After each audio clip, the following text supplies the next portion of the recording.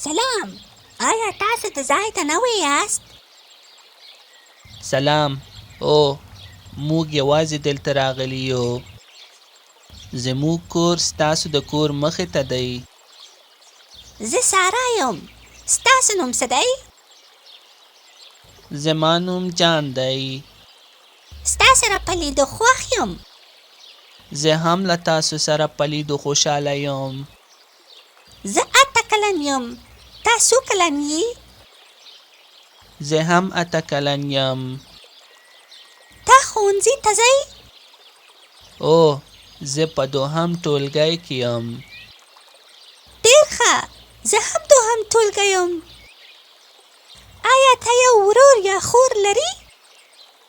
نه، زه هیڅ ورونه او خویندې نه لرم. خو زه یو کوچنی ورور لرم. هغه 15 کلن دی. نن هغه لږ ناروغه دی او زما مور غواړي چې ډاکټر ته یې بوځي. او زه هیله لرم چې هغه ژر روغ شي. ډېره مننه. جان، ما یوه نوې او عالي لوبه زده کړه. راځئ چې کور ته لاړ شو او یو ځای لوبې وکړو. بخښنه غواړم ساره، مګر زما مور وویل د ناروغ کور ته مه ځئ،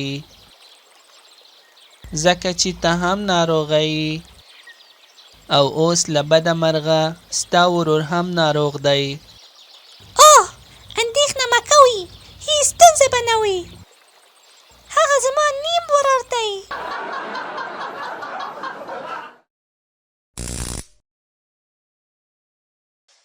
د لوی او سپیڅلي خدای په نامه سلام او وخت مو په خیر. څنګه یې ګرانو زده کوونکو؟ هیلهمنده یم چې جوړ او روغ به یاست. زه علي ستاسو ښوونکی یم او دلته د خوږ پښتو ژبه درس ورکوم.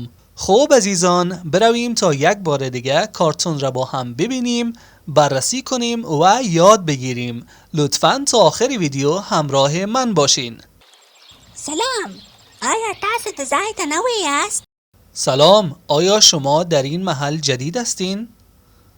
آیا شما دیزایتا در این جای در این محل نوی است؟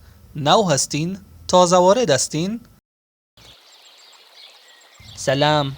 او موږ یوازې دلته راغلي یو. سلام، بله، ما تازه به اینجا آمدیم. او بله، موږ یوازې دلته راغلی یو. ما تازه به اینجا آمدیم. موږ یعنی ما، یوازې دلته تازه به اینجا راغلی یو، آمده ایم. زموږ کور ستاسو د کور مخې ته دی. خانه ما روبروی خانه شماست. زموږ کور، خانه ما، ستاسو د کور مخې ته روبروی خانه شما دی هست. زه سارا یم. ستاسو نوم څه دی؟ من سارا هستم. نام تو چی است؟ من سارایم، سارا هستم. ستاسو نام تو څه دی؟ چی هست؟ زما نوم جان دی. نام من جان است. نام من جان دی. جان هست. ستا سره په لیدو خوښ یم. از دیدنت خوش شدم. ستا سره په لیدو از دیدن تو خوښ یم، خوش شدم. لیدو او لیدل به معنای دیدن. زه هم له تاسو سره په لیدو خوشحاله یم. من هم از دیدن تو خوشحال هستم. من هم له تاسو سره په لیدو از دیدن تو خوشحاله یم، خوشحال هستم. لا به معنای از، تاسو سره په لیدو دیدن همراه تو. زه 8 کلن یم. تا څو کلن یې؟ من 8 ساله هستم. تو چند ساله هستی؟ 8 کلن یعنی که 8 ساله. یم هستم. تا سو کلنی؟ تو چند ساله هستی؟ سو کلن یعنی که چند ساله. زه هم 8 کلن یم. من هم 8 ساله هستم. زه هم من هم آتا کلن یم. 8 ساله هستم. تا ښوونځي ته ځئ؟ تو به مکتب می روی؟ تا به معنای تو، ښوونځی و یا ښوونځی به معنای مکتب، تا زی می روی، زی به معنای می روی. اوه زه په دوهم ټولګی کې یم. بله من صنف دوم هستم. اوه بله زه من په دوهم ټولګی، صنف دوم، دوم ټولګی به معنای کلاس، صنف کیم هستم. ډېر ښه، زه هم دوهم ټولګی یم. خیلی خوب، من هم صنف دوم هستم.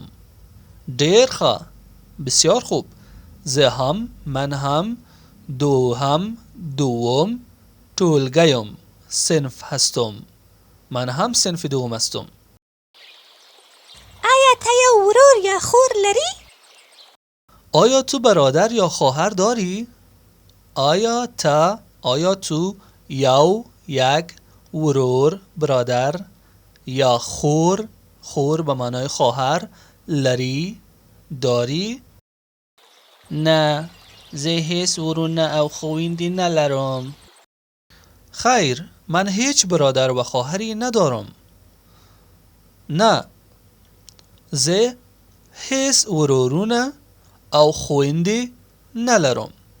زه به معنای من، هیڅ به معنای هیچ، ورونه جمع ورور برادر هست که میشه برادرها، او و خویندې جمع خور هست به معنای خواهرها. نلرم یعنی که ندارم. خو زه یو کوچنی ورور لرم، هغه 15 کلن دی. اما من یک برادر کوچک دارم، او 5 سال دارد. خب به معنای اما زه یو کوچنی ورور لرم، من یک برادر کوچک دارم، کوچنی ورور برادر کوچک، لرم یعنی که دارم.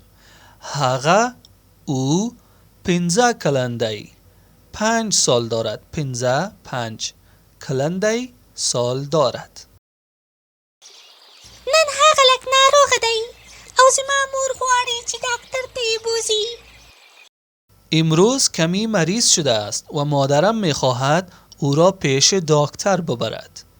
نن به معنای امروز، هغه او لیگ و یا لیج به معنای کم، ناروغ دی مریض هست، سلامت نیست.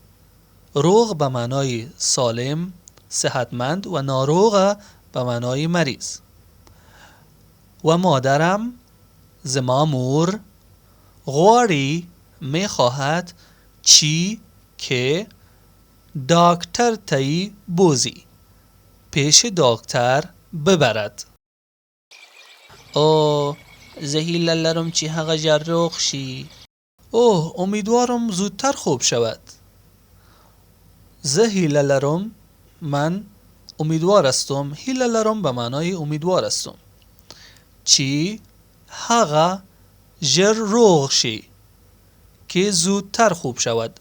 ژر به معنای زود، روغ شی خوب شود. ډیره مننه، بسیار تشکر. جان ما یوه نوې او عالی لوبه زده کړه. جان من یک بازی جدید و عالی یاد گرفتم. جان ما مترادف زه هست به معنای من. یو نوی او عالی، یک جدید و عالی لوبه به معنای بازی زده کړه یاد گرفتم. من یک بازی جدید و عالی را یاد گرفتم. راځئ چې کور ته لاړ شو او یو ځای لوبې وکړو. بیا به خانه برویم تا یک جای و با هم بازی کنیم. راځئ چې بیا که کور ته لاړ شو خانه برویم او یو ځای و یک جای یعنی که با هم همراه یکدیگر لوبې وکړو، بازی کنیم. بخښنه غواړم ساره، مګر زما مور وویل ببخشید سارا، اما مادرم گفته است. بخشنه غواړم سارا، یعنی که معذرت میخوایم ببخشین، مگر اما زما مور مادر من وویل گفته است د ناروغ کور ته مه ځئ. به خانه بیمار نروید. د ناروغ کور خانه بیمار، مزی نروید.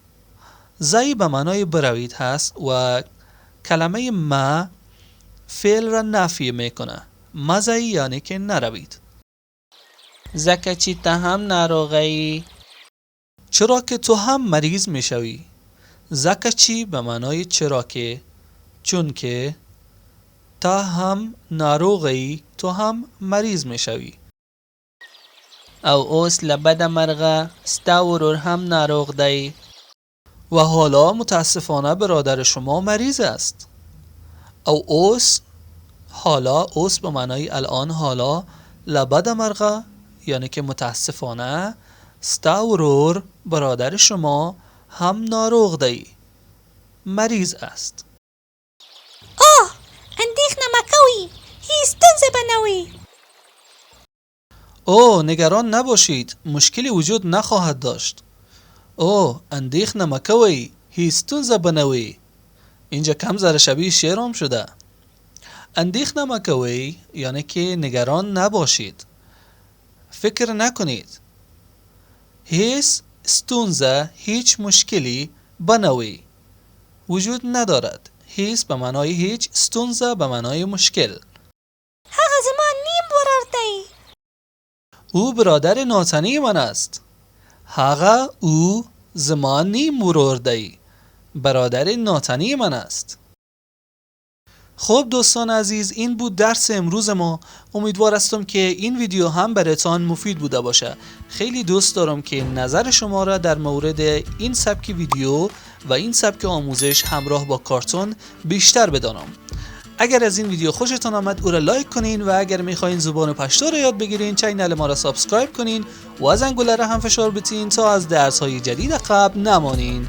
زه امید لرم چې دا ویدیو ستاسو لپاره ګټوره وه.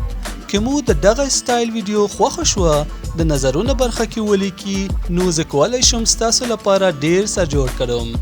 او مهرباني وکړئ په خپلو لایکونو او ښایسته نظرونو سره زموږ ملاتړ وکړئ او د پښتو ژبه سره علاقه لرونکو ملګرو ته مو ورپېژنئ. تا درس آینده شما را به الله پاک میسپارم. په مخه دیخه د خدای پامان.